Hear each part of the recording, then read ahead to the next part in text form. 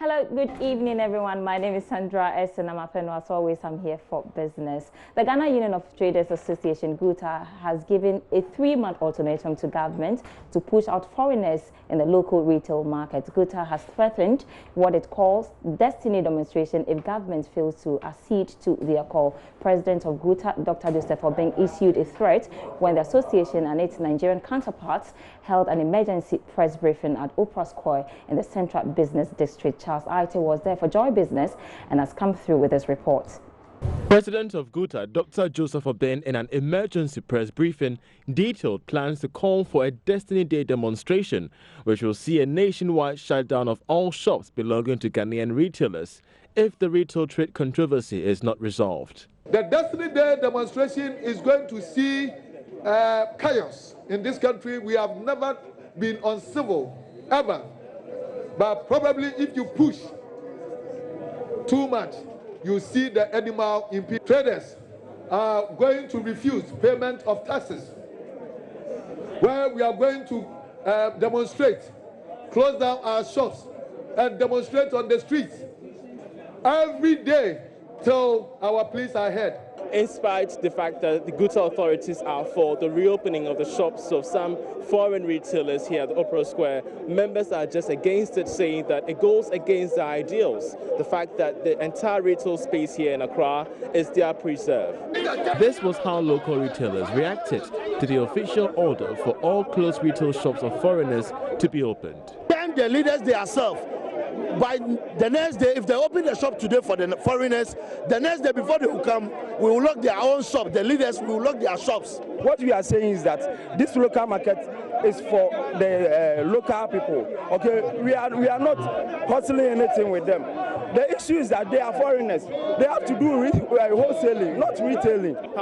If indeed we should be competitive, then we should be competitive between fellow Ghanaians, not foreigners. Meanwhile, leadership of the Nigerian Union of Traders in Ghana is calling for a review of Ghana's trade laws to complement recent ECOWAS treaties that permit free trade within the sub-region. Chief Chukwuemeka Inaji is president of the Nigerian Union of Traders in Ghana. I'm still surprised that Ghanaian Parliament have not made a decision, and I expect that to happen very soon. What I mean is this: let that law be amended to suit the ECOWAS spirit. What of the Africa trade that Ghana is coming to host? When the Africa comes to Ghana, are you going to tell them not to do business, not to sell in retail trade? I think we have grown past that. The Accra Regional Police Command has described any attempt to shut down shops belonging to foreigners by some Ghanaian traders as an act of vigilantism, which is criminal. For Joy Business, Charles Aite reporting. Well, joining me in the studio to discuss more on this development is the West African Regional Director of CAS International, a research and advocacy policy think tank, Apia Adomaku. Thanks so much for your time. I mean, shops have been closed for the past 3 days. It started on Monday. Tuesday, we were promised that shops were going to reopen today, but that hasn't happened. A clear case of lawlessness, yet government looks or seems helpless in dealing with the issue. Is that what it is? I think the problem with this is that GUTA wants to hold the government hostage by using their large size to threaten government to take action that ordinarily government would not have taken in an interest of protocols that Ghana is a signatory to. And one of these is the ECOWAS the trade liberalization scheme. As recently also a party to the Continental Free Trade Agreement. And all these agreements requires free movement of goods and services into member countries. And I think the problem we have in Ghana is that we have a law, GIPC law, that says that if you are a foreigner and you want to trade in Ghana, you need to meet some minimum threshold, which they think that Nigerians in the retail market do not meet the threshold. And I think that the GUTA is fighting war that they will not win, because we live in a country of laws and also within the international laws. But mind you, will you blame Guta because the retail laws are clear that foreigners are not accepted in the local retail market, and so it looks like they are acting within the premise of the law because the law is clear on it. So where's the conflict now? We have ECOWAS treaties that we are signatories to, but also the local laws also protect local businesses. And I'm told that the GRPC law is under review. And when the review is completed, all these things will be addressed. But it's not reviewed yet, so? Yes, but that is true. The law has not been reviewed yet, so we need to go by the current law. So why is government not enforcing the retail laws? Because government is doing so because we have a protocol that we have also agreed to. And most of the time when an international law overrides your national law, in some jurisdiction, the international law overrides that of your national law. And perhaps that is why government has not gone to sack the Nigerians from the market, which I also don't expect government to do so because of the protocols that we have signed. And now Ghana is also the senior prefect when it comes to trade in Africa. You are hosting a secretariat and your traders are also sacking foreigners. What an antithesis, what an opposite thing that you are trying to do here. Do you recommend a review of the retail laws? Because our research reveals that in neighboring countries like Togo, in Nigeria, and Benin, for instance, it's a free market. We are the only people in the sub-region that seem to be, trying to regulate the local markets. And it's also because we want to protect the locals. We have issues of unemployment, and so it's a way of getting people to get some sort of livelihood. And people are saying Ghanaian businesses are not competitive. Do you share that view, or you think that they need to be protected? The laws must also protect them so they can also earn some source of income? To some extent, I believe in local content when it comes to the petroleum downstream. But when it comes to the normal retail market, if you allow competition to come in, what it means is that the business are going to be on top of their games. Consumers at the end of the day are going to get value for money. But if you restrict competition, it means that Ghanaian businesses are going to charge a exorbitant margin and consumers are going to suffer. We need to have foreigners in the game to bring about innovation, to bring about competition. And I think that government needs to be bold and go to parliament and realign the laws to meet with the international obligations that the country we are signatory to. You don't think we're going to push a lot of locals out of business when we do that? I don't think so. So now, let's say if you go to Abosoka, we have 20 Nigerians selling spare parts. If they decide that they are going and then they give their shop to me and I buy them, what impact is it going to have on a Ghanaian trader there?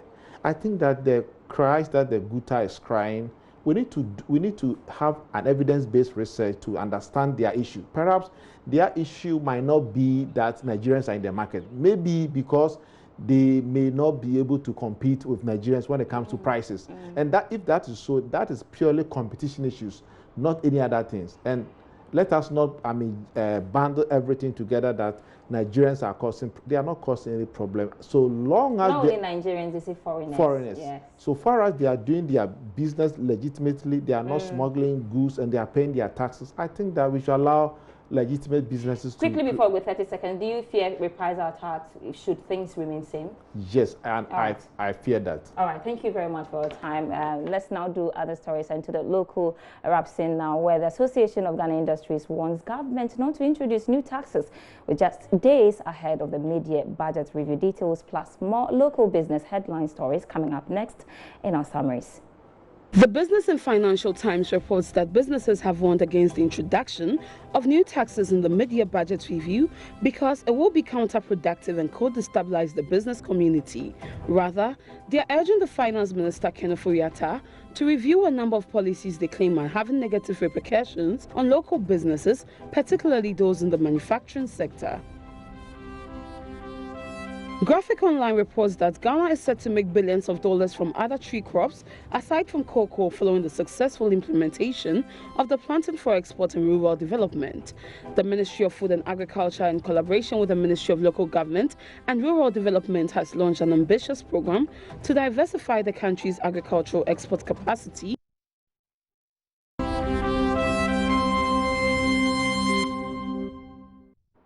Hello again, you're still watching Joy News Prime and I'm back with more business news. Now, trading on the Ghana Stock Exchange equity market has started responding positively to current inflation trends recorded in the last few months. Deputy Managing Director of the exchange, Ekwapeji, made this known after bond savings and loans took a turn at the fact behind the figure series in Accra. Here's a report by Ebenezer Sabote. On the Ghana equity market has been slow for some time due to challenges within the financial sector as a result of current reforms by the Bank of Ghana. According to the Deputy Managing Director, Ekwapeji, there has been a signal from the investing public that the markets will respond to improvements in the financial sector. The fundamentals of the economy are strong. You can't take that away. Inflation, I think, is about 9%. Interest rates, treasury bills, I think it's about 14%. We've seen those fundamentals doing well. And once you have stable currency for foreigners who can come and buy and sell, you see interest rates dropping, you've seen inflation dropping, then there's hope for the future. In terms of the equity market, you tend to find people now patronizing the equity market. What we have to do to try and shape up the interest again in equities. After addressing a section of fund managers and investors at the Facts Behind the Figures series, Chief Executive of Bond Savings and Loans, George Ofosuhene, disclosed that the company has begun a process to raise funds from the Ghana Stock Exchange bond market. The process, when successful, will be used for expansion in technology and building the company's financial capacity. Banking is no more where you go. Banking is what you do. That is, if you are here right now, you should be able to do transactions, with your bank on your smartphone. Or even if you don't have a smartphone, these days we have the benefit of being able to do it on, Android phones that are not, smart. So we have to enhance our capability. And then the last thing is that the medium-term funds give you the benefit of reduced interest. So if you have reduced interest, your cost of funds is lower. You are able to give loans that are at a lower rate. In the process, you help people's businesses, and then eventually that also helps the economy. So these are the things that we want to do. And we are hoping that because of our performance over the period, we have been able to ensure that all coupon payments are made on time. We have satisfied all conditions relating to what we did earlier.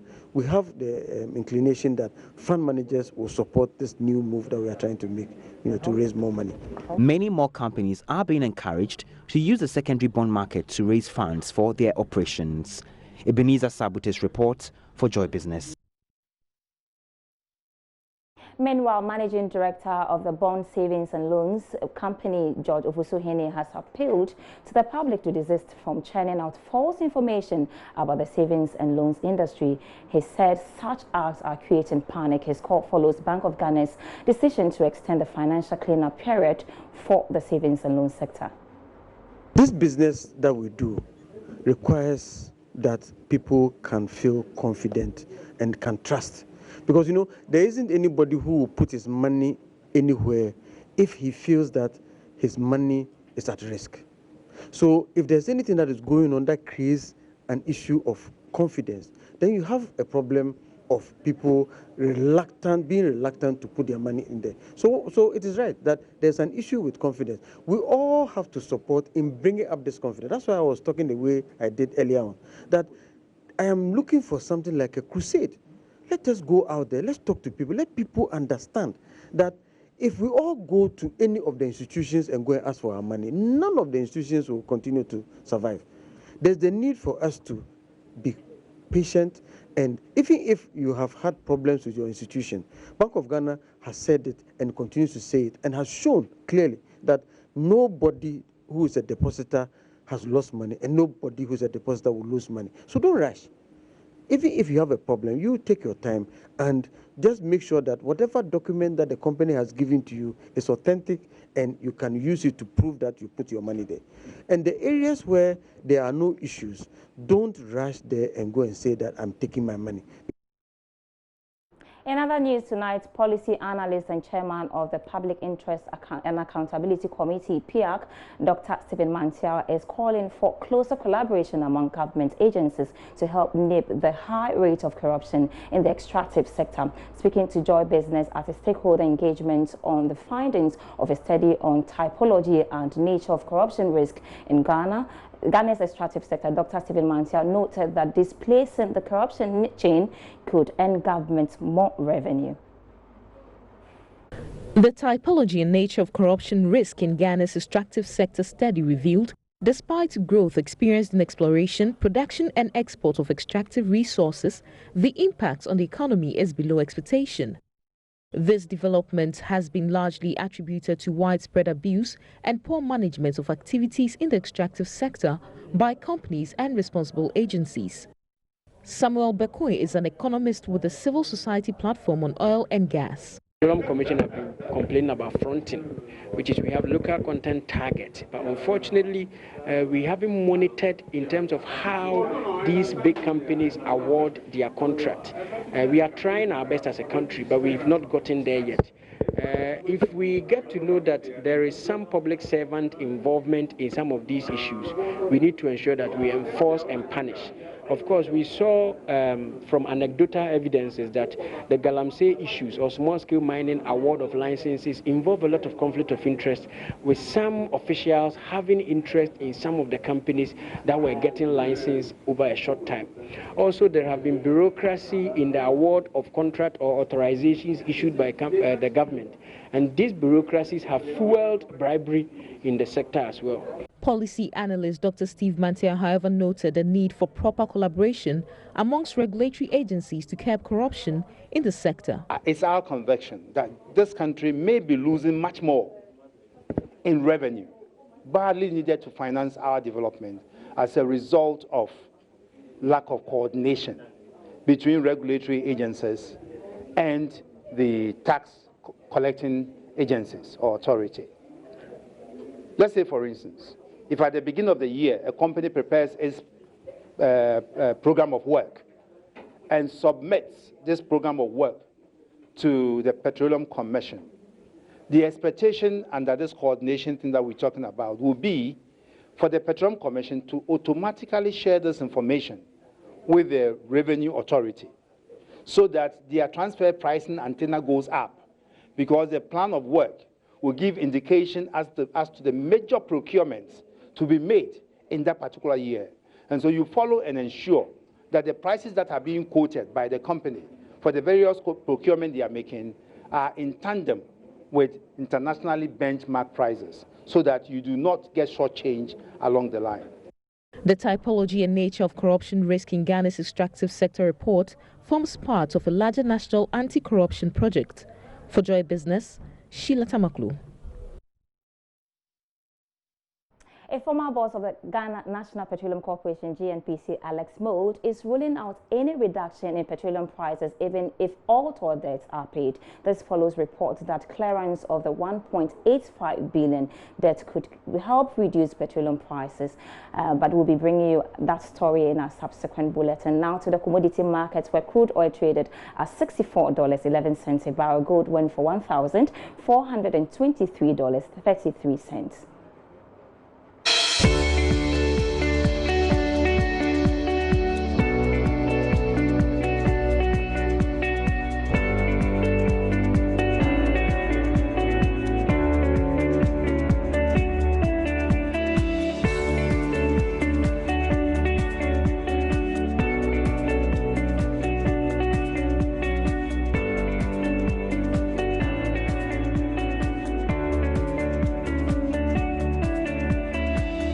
That's all by way of business with me, Sandra Esenam Afeno. There's more news on our website, myjoyonline.com/business.